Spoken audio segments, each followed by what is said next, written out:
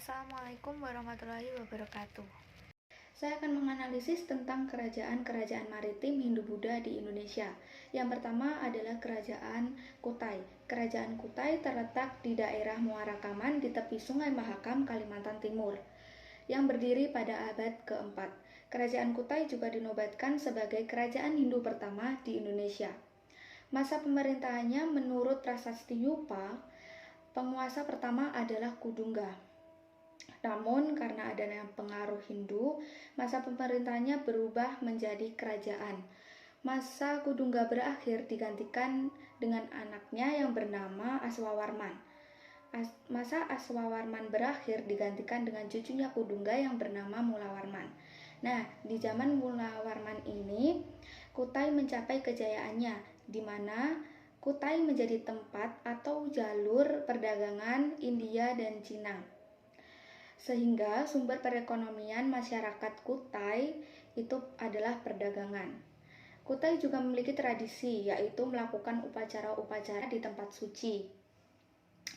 Ini terbukti adanya Prasasti Yupa sebagai tugu peringatan kurban dan juga batu tertulis.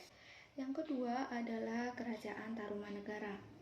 Kerajaan ini terletak di utara Jawa Barat, meliputi Banten, Jakarta, dan juga Cirebon, yang berdiri pada abad ke-5 di bawah kekuasaan Raja Purnawarman. Perekonomian Kerajaan Tarumanegara adalah pertanian, di mana Raja Purnawarman telah membangun irigasi seluruh sungai yang kemudian disebut dengan Sungai Gumati dan dimanfaatkan oleh warga sekitar untuk mengairi sawahnya. Kehidupan sosial budaya juga cukup baik, dijelaskan pada Prasasti Tugu, dibedakan menjadi dua golongan, yaitu golongan Hindu dan juga Buddha. Walaupun mereka bercampur, tapi kerukunan masih tetap terjaga. Kehidupan kebudayaan masyarakat juga cukup tinggi karena mereka telah menguasai huruf Pallawa dan bahasa Sanskerta dengan baik. Yang ketiga adalah Kerajaan Sriwijaya yang terletak di daerah Sungai Musi, Palembang, Sumatera Selatan.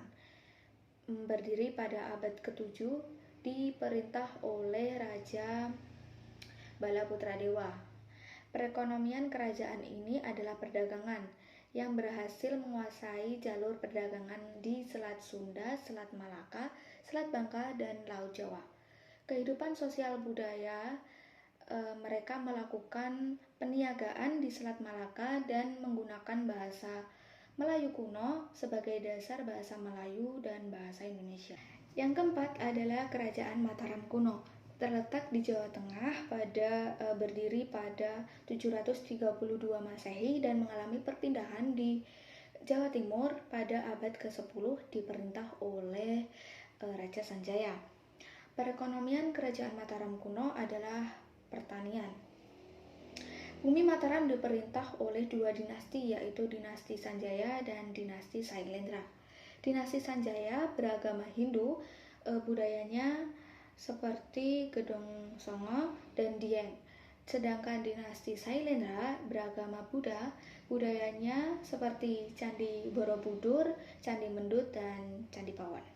Yang kelima adalah Kerajaan Singosari yang terletak di Jawa Timur, Singosari Malang, berdiri sejak 1222 hingga 1227 Masehi, diperintah oleh Ken Arok. Perekonomian Kerajaan Singosari itu adalah pertanian, didukung melimpahnya hasil bumi di Kerajaan Singosari. Kehidupan sosial budaya Kerajaan Singosari itu dibuktikan dengan adanya peninggalan prasasti, candi, dan juga patung. Yang keenam adalah Kerajaan Majapahit. Kerajaan ini terletak di Jawa Timur yang berdiri pada tahun 1293 hingga 1500 Masehi. Kerajaan ini adalah kerajaan terbesar di Nusantara, didirikan oleh Raden Wijaya. Kehidupan perekonomian Kerajaan Majapahit adalah perdagangan, dipengaruhi oleh beberapa faktor karena adanya Sungai Brantas, Sungai Bengawan Solo, serta pelabuhan atau bandar perdagangan milik Kerajaan Majapahit. Kehidupan sosial Kerajaan Majapahit terjalin sangat aman, tentram, dan juga damai.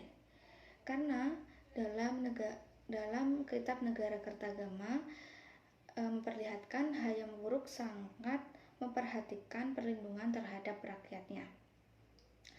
Kehidupan kebudayaan juga sangat berkembang pesat, terutama pada bidang sastra, yaitu dibuktikan adanya kitab Negara Kertagama, kitab Sutasoma, dan kitab Kunjarakarna.